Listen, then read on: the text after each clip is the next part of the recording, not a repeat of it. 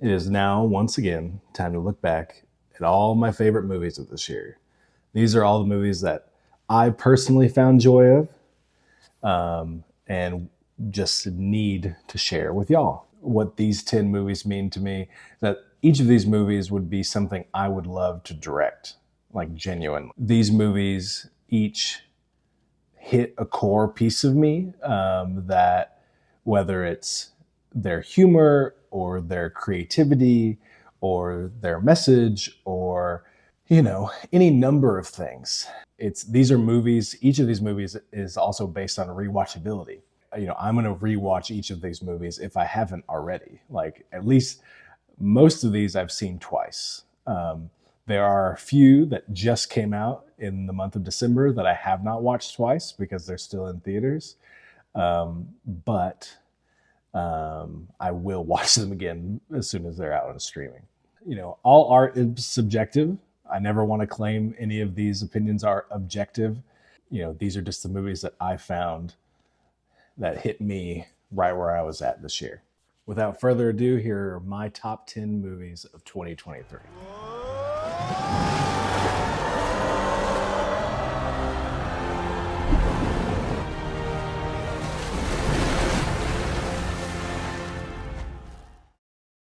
Even though it's number 10, do not sleep on this movie. I would say it's more confident in its execution of the overarching narrative than any of the last 5 Pixar films. It's a grounded story in a fantasy world, as opposed to a grounded world that tries to add fantasy elements. And while I enjoy both strategies, the latter has proven unsuccessful to me in my personal taste with Pixar lately. This movie caught me off guard. It had virtually no promotion from Disney or Pixar. This is not a perfect movie. It's just got some pacing issues in the second and third acts. There's some fantasy physics questions that I have, but that's kind of a silly nitpick.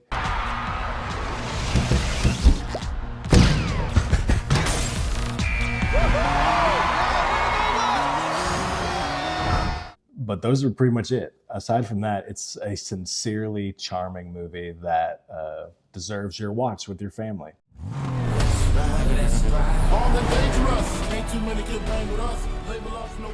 Well, this will be a gear shift. Please don't turn your dial. This is easily the number one most fun I had all year at the movie theaters.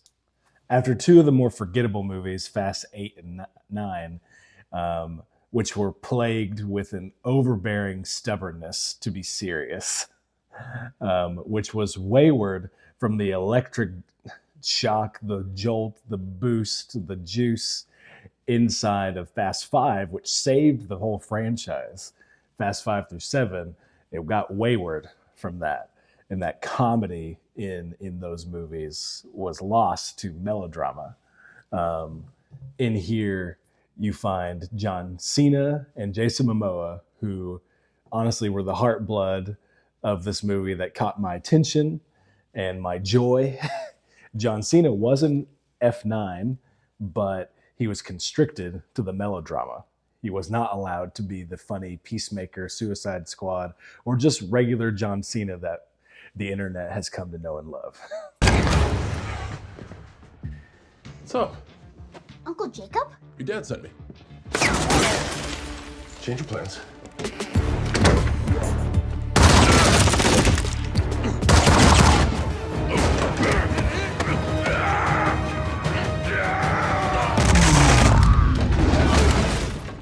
And then Jason Momoa, my goodness, like he is not given a performance like he's not given a performance like this before, and I haven't seen a performance like this since Heath Ledger's Joker, and I'm not kidding about that. Like, that's not an over exaggeration. I'm gonna break yours. Like, it's not that serious. And so you almost have this trilogy that's about to happen, this final trilogy in this overlong franchise. And it was just, it fires on all cylinders. I'm sorry, I keep making those. I wrote all of those in. I apologize. But really, it does. I had so much fun watching this. It's so silly.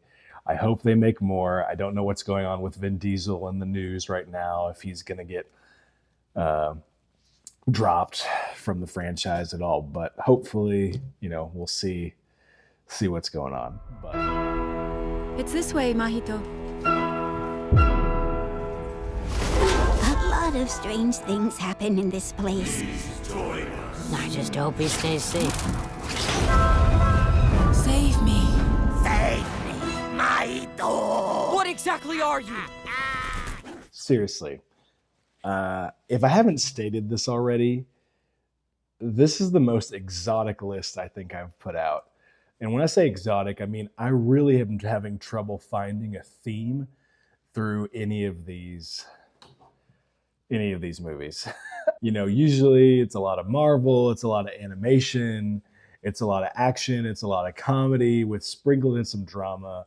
Like I know, like y'all know my types of movies that I like to go see. Each of these movies, the directors behind them really went for it, and fully executed their style incredibly uniquely. They're just so all of these movies just seem very different from each other when I put them poster to poster.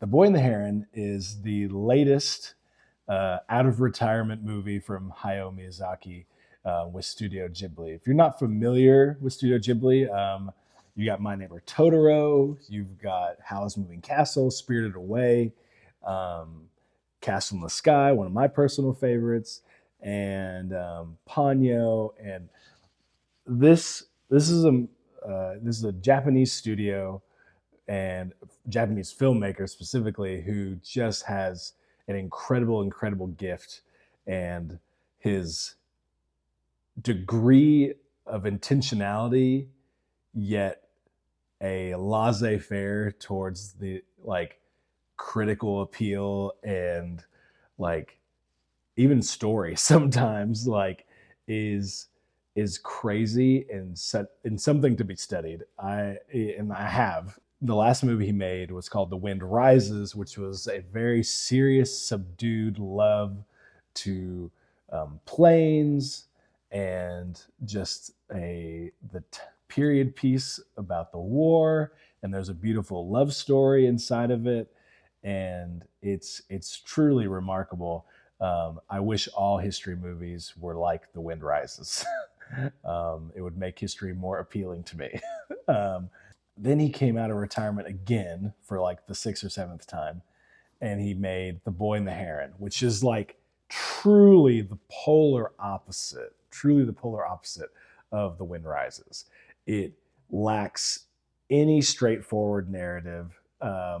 It has overarching themes. It has, it talks about, again, it's a war piece. It's talking about love. It's talking about loss and grief and how you deal with that, and just this crazy burden of life inside of all of this. And it's so that it's clear that is clear, and we can dissect that more. All of that is buried underneath as a foundation underneath a surrealist fever dream of fantasy. Yeah, there's no rules. Miyazaki spends 0% of this movie explaining anything that's happening, and we're just kind of like Alice in Wonderland without the rule book, just kind of going down the rabbit hole and just seeing what happens. And I think I tell everybody, it's all about expectations. If you go in with the right expectations, you can almost enjoy any movie.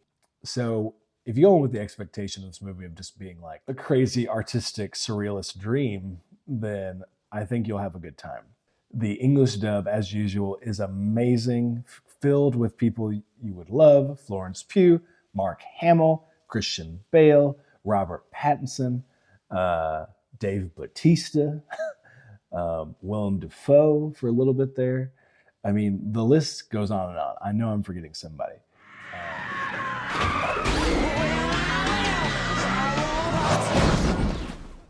I'm a Barbie girl in a Barbie world. Imagination. This is a little lower than I expected to be on my list. It's Amanda's number one. My Lovely Wife. It was just a movie made explicitly for her. She absolutely loved it. Pink, pink, pink. Perfect casting. Perfect casting. Let me start with some of the highlights for me because I cannot sit here and lie to you about the fact that I listen to I'm Just Kin every day, 2 to 3 times a day for like 3 months after watching this movie. Anywhere else I'd be attained. Is it my destiny to live and die a life of blonde fragility? This movie, it makes me laugh a lot. I felt like I was in a crowded theater and I was one of the only people laughing. Like, this is a satire, and satires many times are intended to be funny and bring humor to a serious subject. And so I thought it was hilarious, and a lot of the jokes landed for me. I thought the casting was just impeccable. Michael Cera was hysterical. The Scott Pilgrim-esque fight scene was wildly funny. Easy. You want some more out? Simu and Ryan were just perfect opposites with Ken, like going against each other. And Margot, obviously, like even like the fourth wall breaking, talking about how some of these points are lost because they chose Margot. American Ferrera, big fan. Amanda's big fan. And, just a great. The list goes on and on and on and on. We saw this with a big group of people, and all the ladies were crying at the end of this. I had a tear come down like this. So that's great. I mean, Meryl Streep called America Ferrera and said, man, I wish I could have said this speech. And so that's saying something for old Meryl. So the only issue that I have with it upon further reflection is just, it's the satire. It's taken to an 11, maybe even a 12 on a scale from 1 to 10.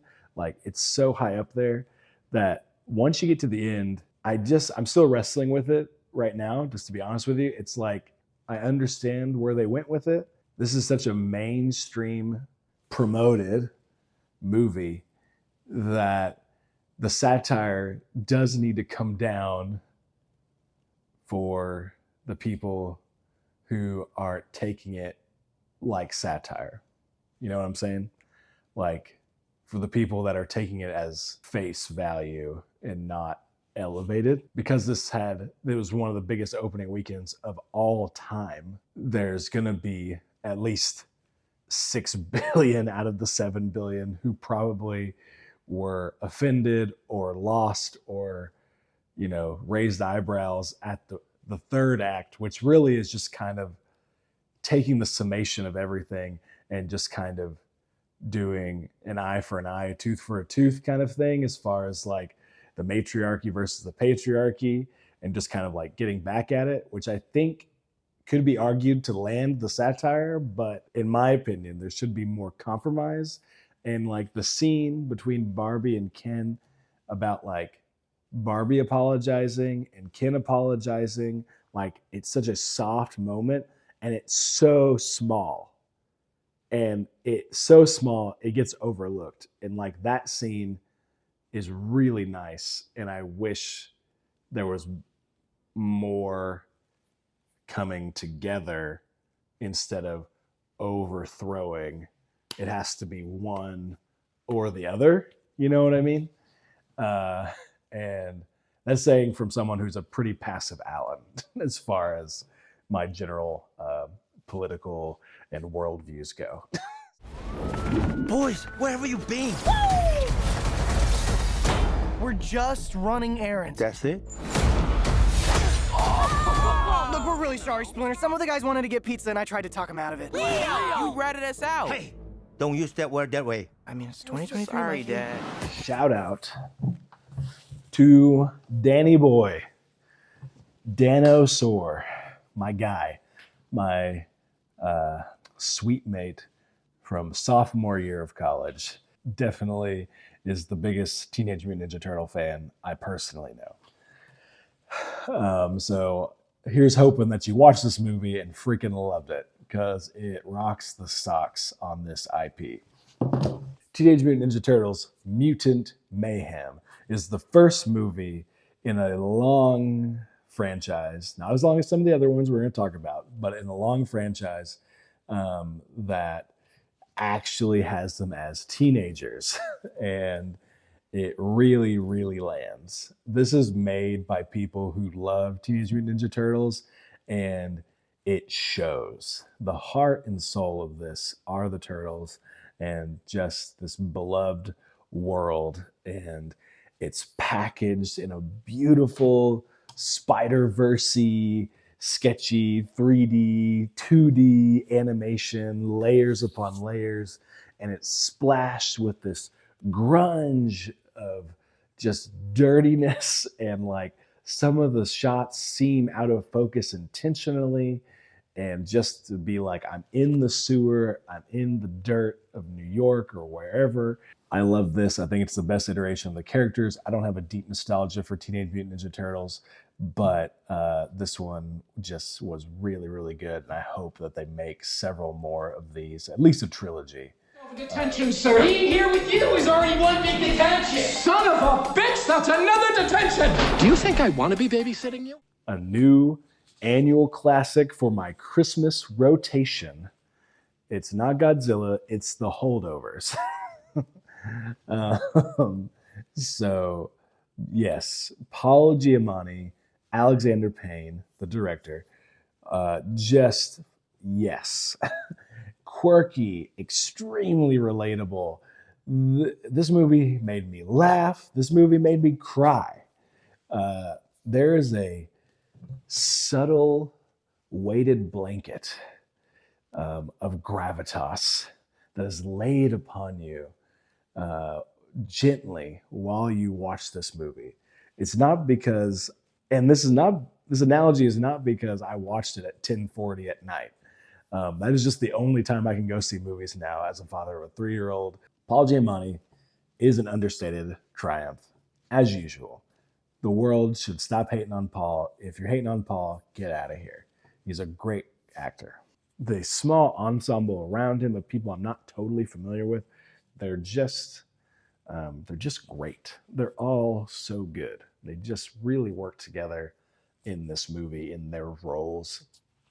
Alexander Payne, the director, directed The Descendants. He directed Sideways. There's a few other things, but like, he just does these kind of movies so well. I knew exactly what I was getting when I saw his name on the bill. Like, I knew what emotions I was going to be feeling, both good and bad.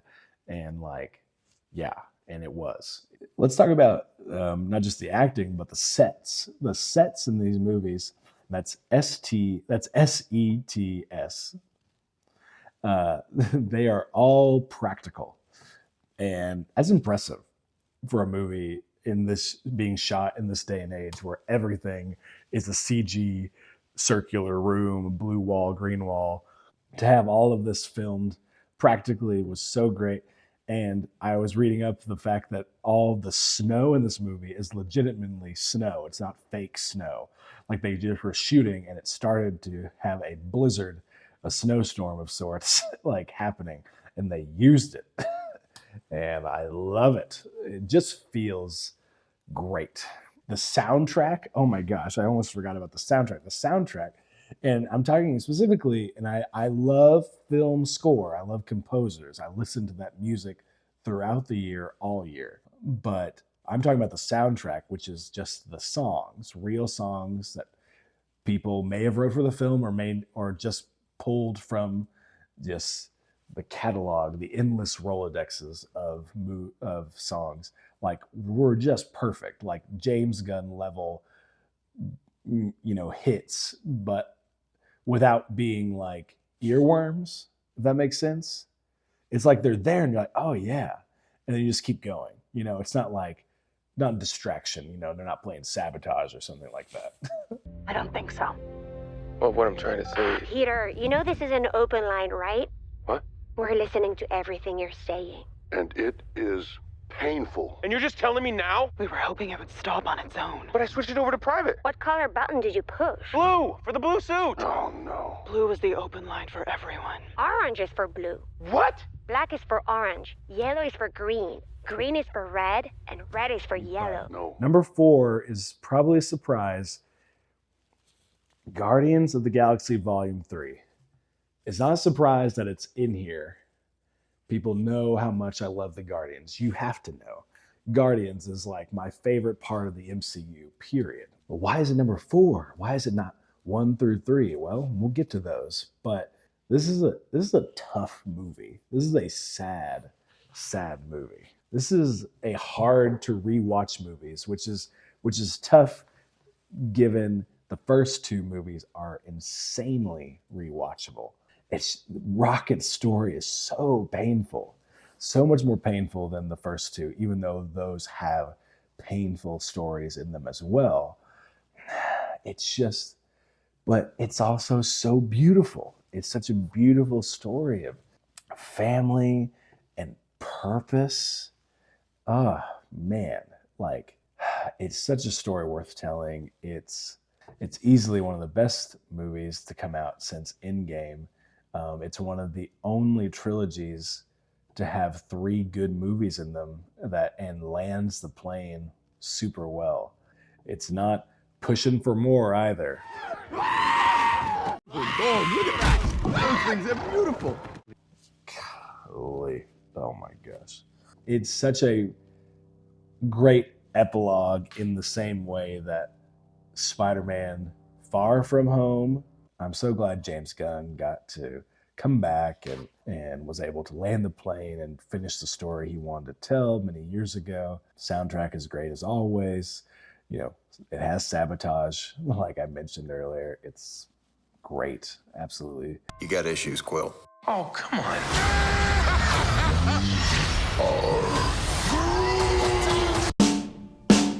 Let's do things differently this time. Like, so differently. His name is Miles Morales. He was bitten by a radioactive spider.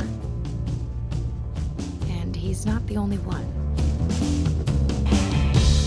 This movie is only number 3. Spoiler alert. It's only number 3 because it's a freaking cliffhanger.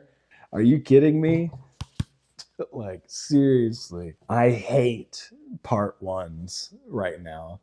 Mission Impossible was ruined by the part 1. I still enjoyed it, but the movie is all set up. Across the Spider-Verse has one story arc that cares to resolve itself. And even then, it's kind of a whoop and run away. Like, it just barely ties the bow together loosely. Like, the bow hasn't even like fallen down on what it's wrapped around, and whoop, and you're already gone. Yeah, so that's why it dropped down to number 3, is because it's a freaking cliffhanger. Alongside Miyazaki's The Boy with the Heron, this is easily, on the Mount Rushmore of best animation of the year. Like, it's just so gorgeous. Like, the attention to detail, no one is doing multiverse better. And just the aesthetic of Spider-Gwen's world, of the watercolor style, mood ring vibe. Oh my gosh, it is so, so beautiful. It is so beautiful. If you're not seeing these movies because they're for kids, screw you. This is some of the best usage of anyone's time in the whole industry of Hollywood. Like, this is so good. Spider-Verse, the first one, incredible, 5-star masterpiece. Like, one of the greatest movies of all time. And this one, I can't say that because it's a cliffhanger. I know. It's like the Two Towers. Like, it's bridging the gap between the good standalone movies. Like, you could consider Fellowship of the Ring a standalone movie, like, if you really wanted to. I know it's not. We don't need to go into it. We'll talk about it later. I'm sorry. But it's a bridge. It's not a complete thing. And in this movie, you know, you have Gwen and her relationship with her father and that whole dynamic, and that has resolution, and that is good. The movie needed that. But everyone else is just kind of like getting from A to B. And I cannot wait for the third movie coming out in March.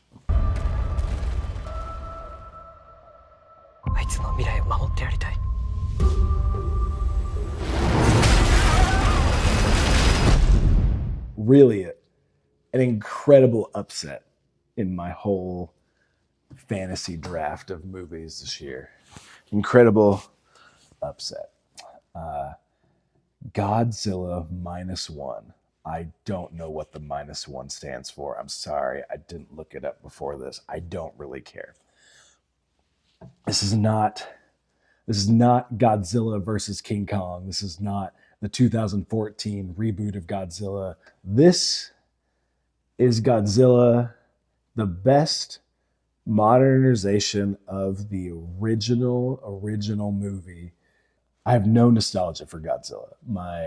Speaking of Christmas traditions, like, I mean, I think my cousins watch Godzilla like every like New Year's or Christmas Eve, like the original. And, you know, we're talking about the man in the suit, black and white, walking across a tiny toy skyscraper city of Tokyo, you know, like that's the Godzilla we're talking about.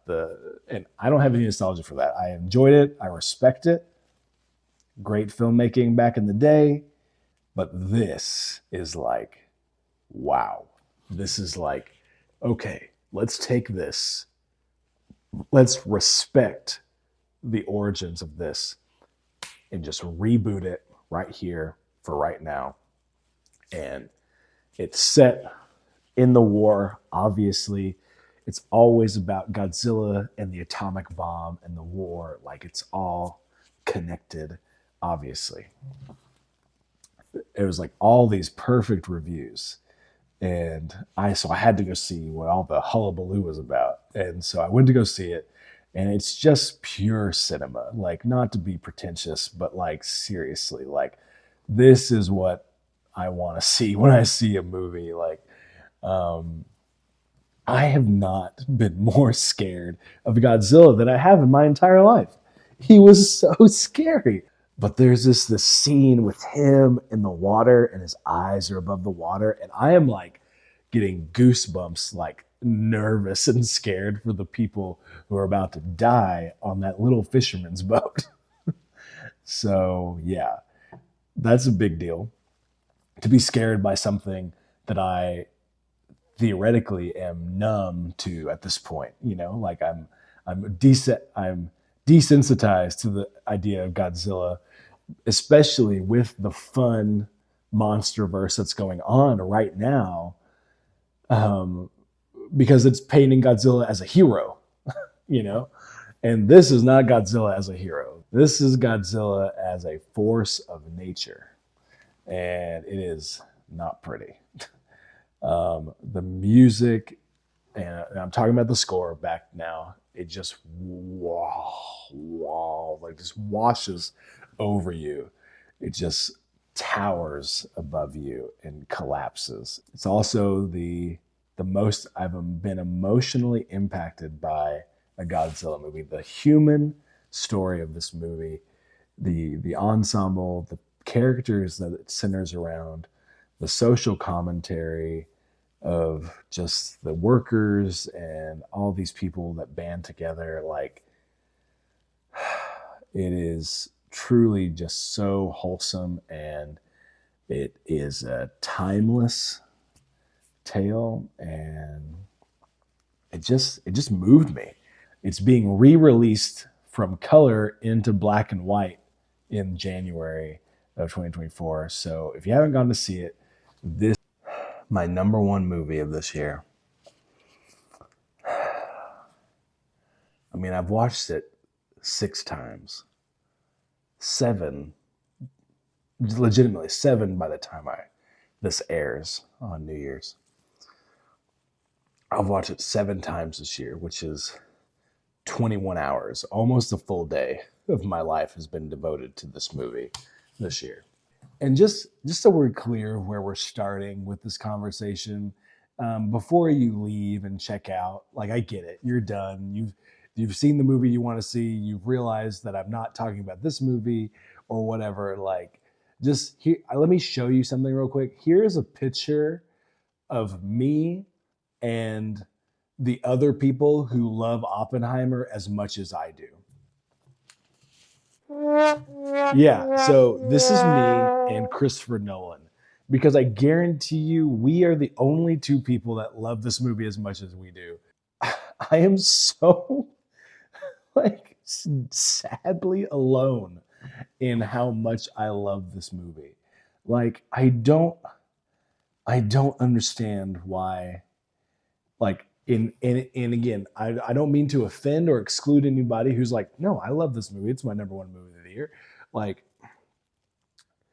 in my entire sphere of influence, my network, like getting into the electrons, the way spaced out there of my influence, like everyone's just like, yeah, that was really good.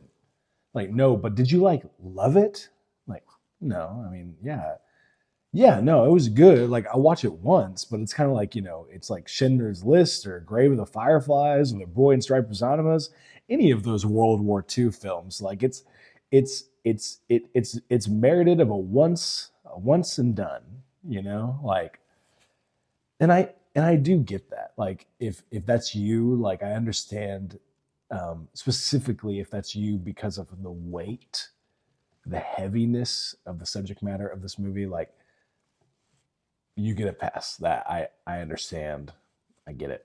Like, that's completely fair. This is the best movie Christopher Nolan's made by a long shot. And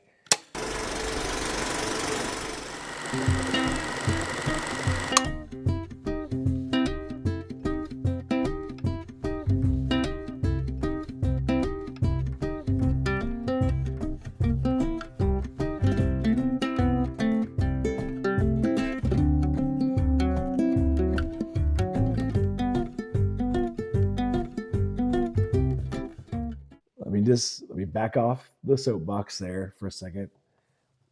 So when I listen to the score of this movie,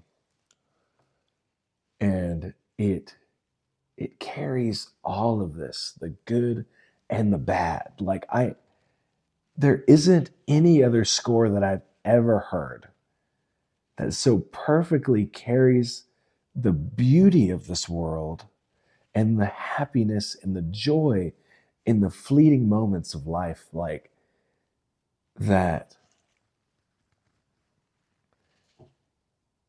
That's packaged together with the sad, with the dreary, with the burdens that are come with life. Like, in every note, in every measure, it's like you hear the bad, but then you also hear the good if you listen deeply, like through like all of the stuff. It's not just a dreary score. It's not a heavy, dark score. Like, there are moments, certainly, but like, can you hear the music? Quantum mechanics, like, so many of those. There's so many other tracks that like meeting Kitty, like meeting the love of Oppenheimer. Like, it's just perfect.